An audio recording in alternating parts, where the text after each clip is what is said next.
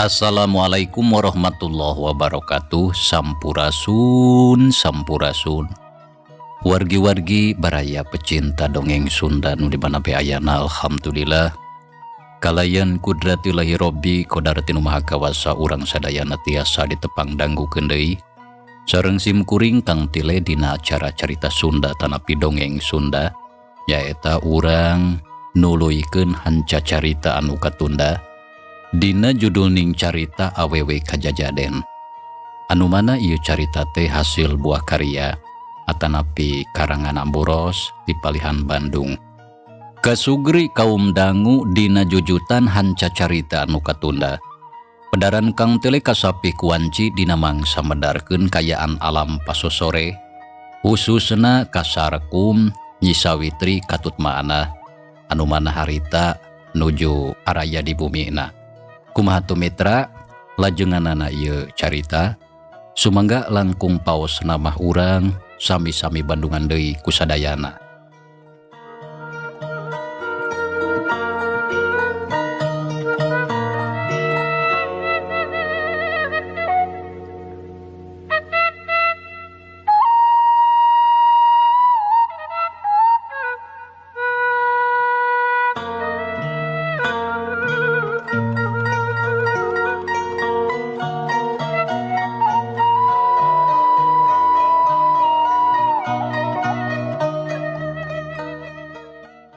Aya naon Ujang?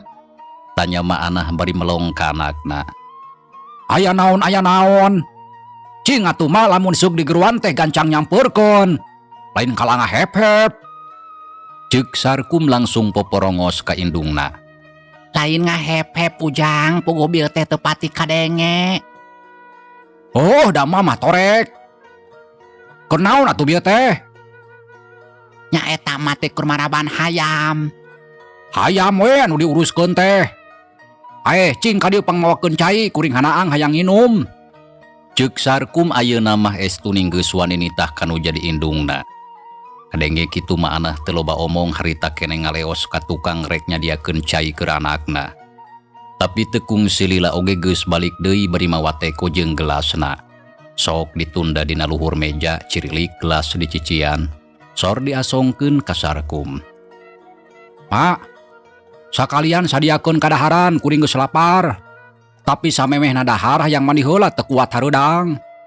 Ceuk Sarkum gap kana gelas, regot-regot nginum meuni ngalaklek. Jadi Ujang teh hayang dahar. Nya. Apan bieu geus disebutkeun piraku teu kadenge. Tembal Sarkum bari sok nunda gelas. Paromana beketut baeud. Kadenge eta oge Jang tapi teu kudu bari poporongos. Keun lamun Ujang lapar mah kumarek disadiakeun. Oh, sok buru atuh lain kalah ngomong wae. Kumaha sih nini teh? Beuki kolot teh beuki pika keuheuleun. Ceuk Sarkum teu gugur teu angin ujug-ujug kukulutus. Narima ucapan sarupa kitu Ma'anah teu nembal. Harita keneh tuluy ngaleos. Ma'anah teu ngarasa nyeri hati sanajan Sarkum poporongos lantaran ngarti lamun anakna pasti keuheuleun keneh. Alatan pamadegana Ma'anah jeung Sarkum teh sok papalingpang. Tapi Ma'anah yakin lamun kakeuheulna Sarkum geus leungit mah pasti balik deui cara sasari. Kang Sarkum, ulah kitu Kang. Abdi mah karunya ka emak. Alah teu kudu karunya ka kolot anu kitu mah. Terus terang akang makuhul kasih mate. Lantaran manehna geus wani mungpang kana pamangsunan akang anu hayang ngajodokeun si Titin ka Haji Uya. Kalah prak dikawinkeun kasih Ojay jelema taya kaboga. Asa wios atuh Kang. Da urusan eta mah tos kaliwat. Saena mah tos wae teu kedah diemutan sarta teu kedah dicarioskeun deui. Nyari kuduna mah kitu. Tapi akang mah masih kene kohol. Ari sabab ku ayana eta kajadian. Apan ayeuna akang jeung si Haji Uya teh jadi teu pati hade. Samalah manehna embung narima deui hayam ti akang. Walon Sarkum teu ngomong deui. Jung harita nangtung kebat ka tukang. Gap kana anduk anu ngagantung dina sasampayan. Satuluyna kenceling indi trek muru ka pancuran. Brus mandi bebersih. Teu sakumaha lila. Sarkum geus rengse mandi samalah geus disalin ku baju anu bersih. Sorog ngadeuketan kana pelebah meja makan. Katempo kadaharan geus ngajagrag meunang nyadiakeun indungna. Nya atuh geus kitu mah brak dalahar duaan jeung bojona paronyo pisan. Kawan tu geus lapar. Kasugri kaum dangu kocapkeun peutingna wanci bada Isya. Sarkum geus sare tibra kitu deui maanah ti sore keneh. Sanggeus rengse ngalaksanakeun salat Isya teh tuluy sare tibra di kamarna. Kaayaan alam harita beuki peuting. Sora jangkrik gaang cari cangkas reang di sarada patembalan. Ditema ku sora simeut gadung jeung sora londok anu pating keureuleng di kebon awi. Sedengkeun di langit bentang-bentang baranang pating karatit marakbak di awang-awang. Estuning mata kuaas. Dina kayaan kitu. Nyi Sawitri anu harita keur ngagoler gigireun salakina ngorejat hudang. Tuluy diuk dina luhur kasur. Sakedapan Nyi Sawitri ngahuleng ret ka salakina anu geus sare tibra. Be Kang Sarkum moyah kieu teh meuni geus tibra. Sok padahal kayaan teh can peuting-peuting teuing. Sedengkeun aing can bisa sare. Kudu kumaha ari geus kieu? Ngajentul sorangan taya batur ngobrol. Ceuk Nyi Sawitri bari melong kana beungeut salakina anu keur sare. Jung Nyi Sawitri nangtung tina diukna. Koloyong ngadeuketan kana panto nya tuluy kaluar ti kamar. Go ka patengahan jenang tung sorangan. Panon rarat reret nitenan kayaan di jero imah anu memang geus tiiseun. Geus kitu koloyong Nyi Sawitri kana kursi gek diuk sorangan. Panon melong kana lampu cempor anu digantungkeun. Bareng jeung kitu teu pupuguh ujug-ujug karasa ti korona hanaang hayang inum. Kojengkang atuh ngadeuketan kana meja makan. Gap kana teko cirilik nyician cai kana gelas. Regot-regot nginum meuning ngalaklek cai sagelas teu lila geus beak. Geus kitu cirilik gelas dicician deui. Regot-regot nginum deui cara tadi. Tapi mata keran. Sakitu geus beak 2 gelas masih kene ngarasa hanaang. Samalah ti korona karasa panas. Nah aing teh sakitu geus nginum 2 gelas. Tapi masih kene ngarasa hanaang. Samalah ti koro kalah karasa panas. Ceuk Nyi Sawitri terus nyician deui cai. Regot-regot nginum deui cara tadi. Samalah nepi ka beak sababaraha gelas. Anu akhirna cai sateko beak teu nyesa. Tapi sanajan geus beak sateko keukeuh rasahna angna teu leungit. Samalah ti korona beut kalah beuki panas. Samalah tuluy nyeksrek kana sakujur awak jadi asa pating hareab. Aduh ti koro aing kalah beuki panas. Rasana ang teu leungit ku cai sateko. Samalah sakujur awak jadi karasa pating hareab. Lamun kaya kieu mah aing lain butuh ku cai. Tapi ieu mah butuh ku getih pikeun ngaleungitkeun rasana ang aing. Ceuk Nyi Sawitri bari nyeklan ti korona anu karasa panas pating hareab. Aing ulah cicing, tapi kudu gancang neangan getih anu seger. Sangkan rasana ang aing leungit sarta awak bakal jag-jag deui. Nyi Sawitri harita terus ngaleos ka tukang kebat muru kana panto dapur. Ragamang tulakna dilaan lalaunan berai pamto muka. Jerut Nyi Sawitri turun ka pipir imah panto dipedeutkeun deui cara tadi. Kayaan didinya rada caang lantaran aya lantera anu digantungkeun dina bilik jadi teu poek teuing. Geus kitu leumpang rurusuhan. Tuluy guragi rumuruk kana kandang domba bogana sarkum. Nya teu lila antarana geus nepi. Sok sanajan kayaan di kandang domba ukur remeng-remeng, tapi cukup katempo didinya loba domba anu harita keur darepa sarare. Ari eta domba dagangan sarkum sarta isukan isuk-isuk rek dibawa ka pasar. Nyi Sawitri ngajanteng nangtung panon mureleng kana domba. Biwirna kutap ketap ti korona lok-lokan. Tapi bareng jeung kitu domba anu satadina darepa dumadakan si domba teh ujug-ujug pating gurubug. Terus atuh harudang bari pating berele reang patembalan jeung baturna. Samalah aya nu abrug-abrugan sukuna totojer hayang kabur ti kandangna.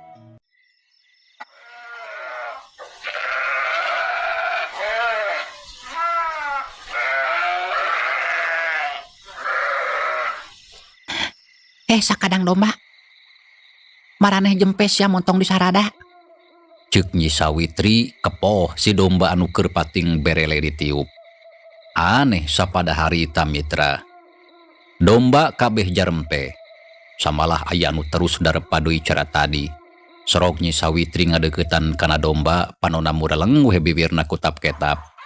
Gap beheung domba ditewak serengeh Nyi Sawitri seuri untuna anu beres robah jadi sareukeut jeung sihungan.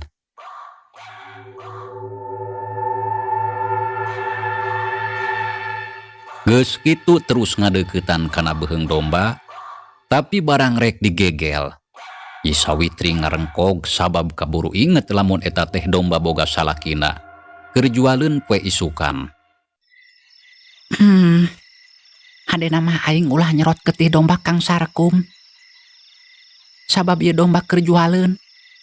Lamun paeh geus pasti salaki aing rugi. Hadena mah mending oge neangan domba batur. Ceuk Nyi Sawitri domba dilepaskeun deui. Jegoh batuk ti korona karasa beuki panas, rasa hanaang beuki rong kahayang geurang nginum getih. Geus kitu koloyong Nyi Sawitri leumpang tapi siga anu teu napak. Lantaran ngageuleuyeung kawas anu katebak angin.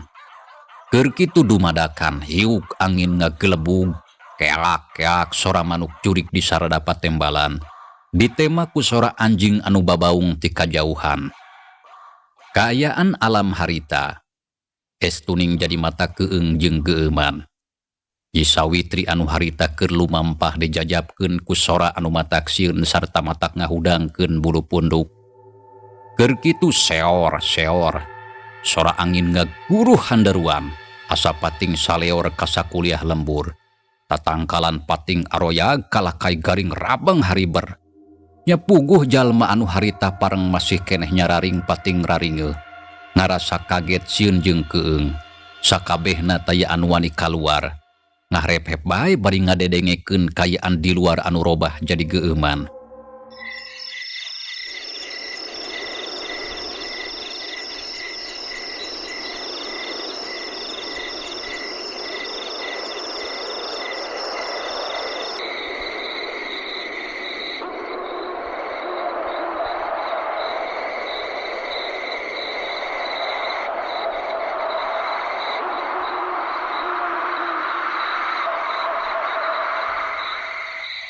Kocapkeun deui Nyi Sawitri.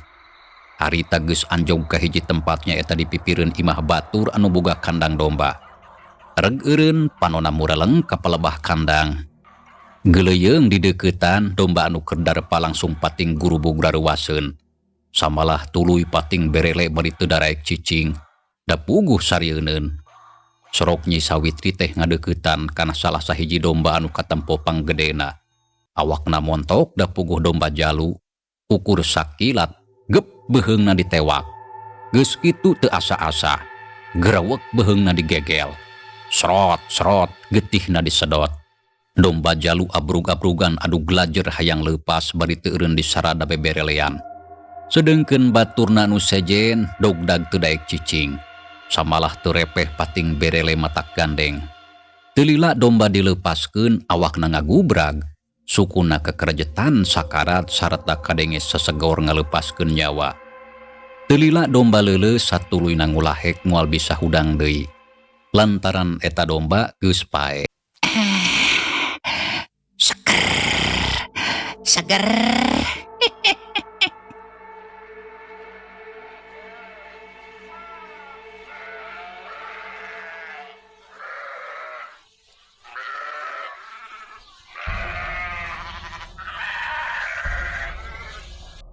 Ceuk Nyi Sawitri bari ngusap getih tina biwirna. Sarenge seuri matana gular-gilar, sihungna anu sareukeut estuning matak sieun. Hate ngarasa sugema sabab ayeuna mah rasahana angna geus leungit, samalah awakna oge karasa leuwih jagjag. Kasugri kaum dangu, urang kocapkeun hiji imah anu tempatna teh teu pati jauh ngan ukur kahalangan ku 3 imah. Dina waktu anu sarua, samalah bareng jeung datang Nyi Sawitri ka kandang. Aya 2 urang jalma salaki jeung pamajikan anu keur ngagoler dina kasur.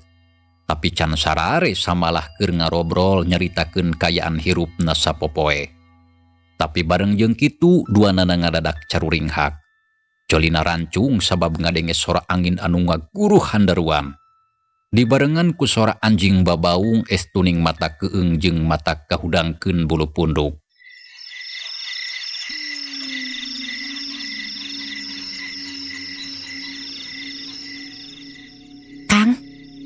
Kadangu teu sora angin di luar ngagelebug handaruan.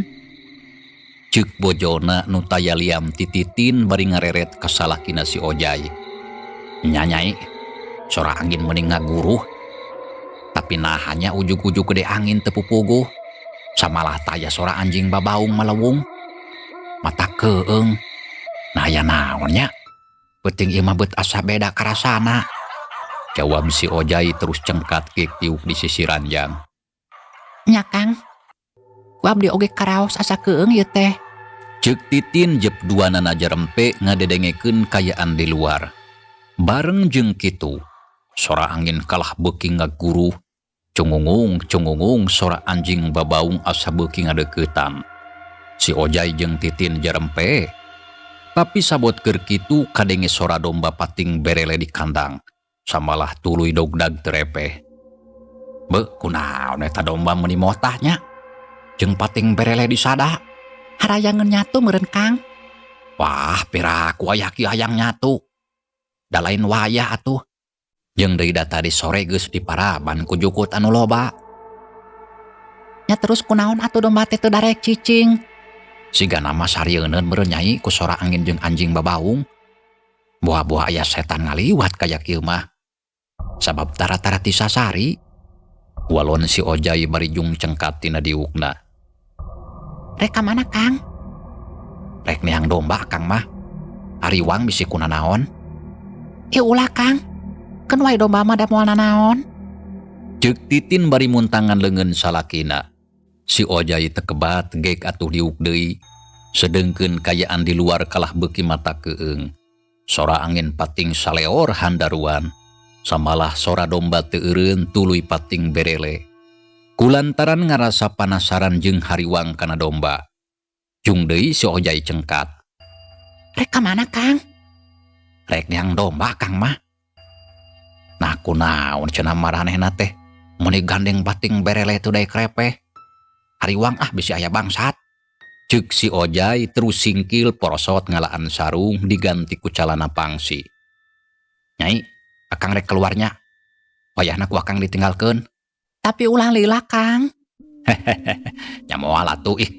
Mun disieun we ditinggalkeun teh. Kang Ojay mah. Kala sori batur keung teh. Geus kitu gap si Ojay kana batre tuluy kaluar ti kamar. Titinuturkeun ti tukang. Ari maksudna mah rek nulakan panto lantaran bisi salakina keur di luar aya jelema sejen anu asup ka jero imah. Si Ojay harita turun kaburuan. Sedengkeun Titin nungguan di imah tuluy ngarengkol dina kasur bari ngalimunan maneh.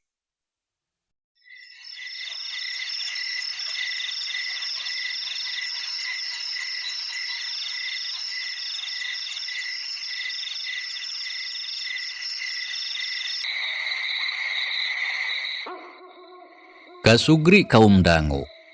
Kocapkeun si Ojay anu harita geus aya di luar. Tuluy lempang rurusuhan muruka kandang domba nu aya di tukangan imah uana. Sanggeusna nepi barasat nyorot-nyorotkeun baterai ka kandang domba anu paroek. Breh katempokeun narangtung bari pating berele. Kunaon maraneh teh domba? Beuteud daraek cerempe. Ceuk si Ojay bari tuluy nyorot-nyorotkeun baterai. Panonna rarat-reret nitenan kayaan di dinya. Bareng jeung kitu sakolebat ku si Ojay katingali aya anu ngajuringkang di sisi kandang belah katuhu deukeut carangka anu pinuh ku jukut.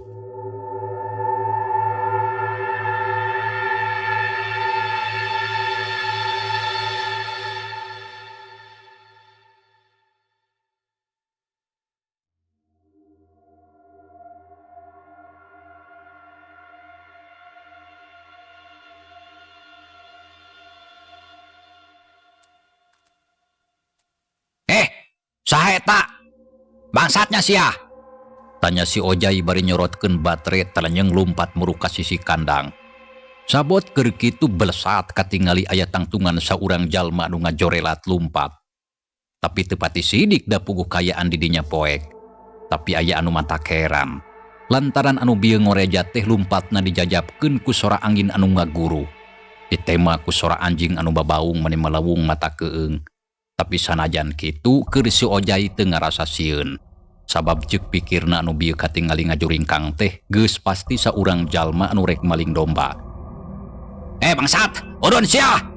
Si Ojay ngagorobok, deregdeg lumpat maksudna rek ngudag anu tadi ngajorelat. Bangsat, batur-batur nyararing aya bangsat euy. Si Ojay gura-gero nyebut bangsat. Nya susuganan aya baturna anu ngadenge. Tapi kituna teh bari ngaberetek lumpat meni mengpeng. Lantaran sieun tinggalin tapak. Dina kayaan kitu tatangga si Ojay harita harudang. Samalah tuluy kalaluar ti jero imah. Samalah bari marawa pakarang tuluy pating beretek lumpat nyusul si Ojay. Bangsat, harudang goy aya bangsat domba. Ceuk si Ojay bari tuluy lumpat. Leok mengkol kabelah kenca gok anjog ka pelebah jalan anu nyagak. Reg si Ojay eureum tuluy rarat-reret nitenan ka sabudeureun eta tempat. Anu karasa estuning sepi jempling.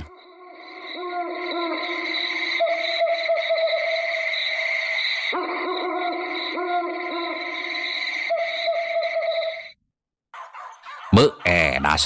Nah ka pelebah mana cenah si bangsat teh lompatna. Lamun kaya kieu mah aing teh tinggalin tapak. Eleh gancang ku si gejul. Si Ojay kukulutus sorangan. Hate medengheul lantaran teu bisa newak bangsat anu bieu di udagna. Kawantu lumpatna tarik pisan ukur sakilat ngabelesat kawas kabawa ku angin.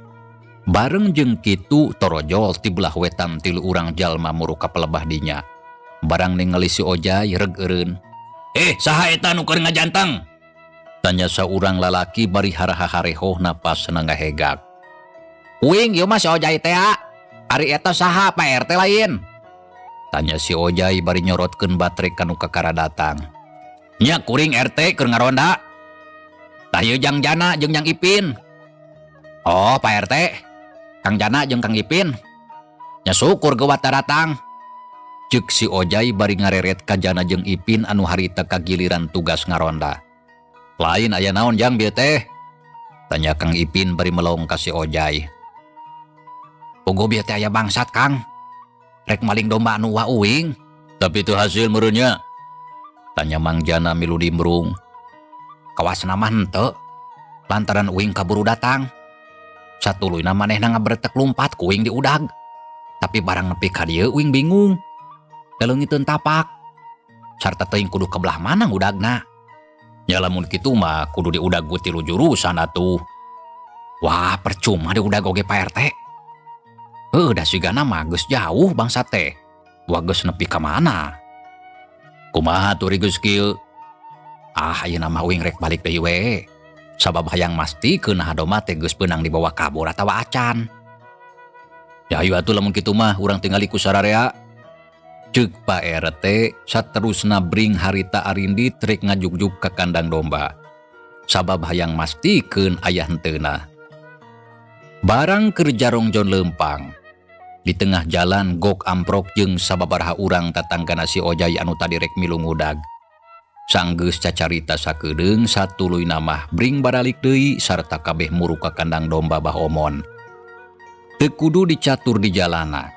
Urang kocapkeun bae geus nepi. Barang jol kasampak di dinya geus aya sababaraha urang jalma anu harita teh keur ngarariung di kandang. Samalah kayaan di dinya teh jadi caang lantaran kacaangan ku cahaya obor. Ningali kitu pok si Ojay itu manya. Aya anu leungit teu domba teh wa? Tanya si Ojay bari melong ka uwana nu geus aya di dinya. Tah geuning maneh geus datang Ojay. Nya pan bieu geus ngudag bangsat wa. Tapi kumahana dombana aya nu leungit atawa henteu? Henteu dombana mah hiji oge eueuh anu leungit. Tapi aya anu paeh. Ah, paeh. Heueuh tuh tempo ka dinya. Ceuk Bah Omon bari nunjuk kana domba anu geus jadi bangke. Ngadenge kitu srog atuh si Ojay ngadeuketan. Samalah Pak RT anu sejena oge pipilueun.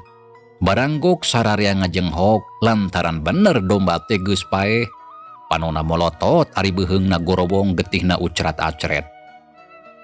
Ae geuning domba teh paeh. Tapi nah bisa kieu. Ih, karunya mata kuatir. Beuheungna mun digorobong kitu. Ceuk Kang Jana bari melong kana bangke domba.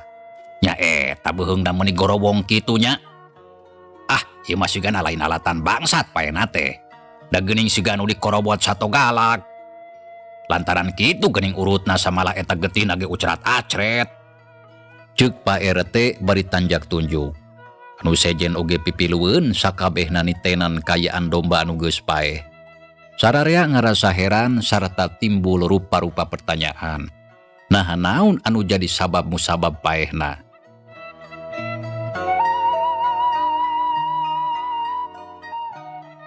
Lain Ojay ari tadi teh kumaha mimitina? Tanya Bah Omon bari melong ka si Ojay. Puguh kieu mimitina mah tadi teh wa. Mitra.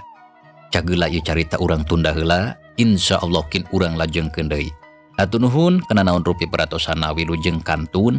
Wassalamualaikum warahmatullahi wabarakatuh.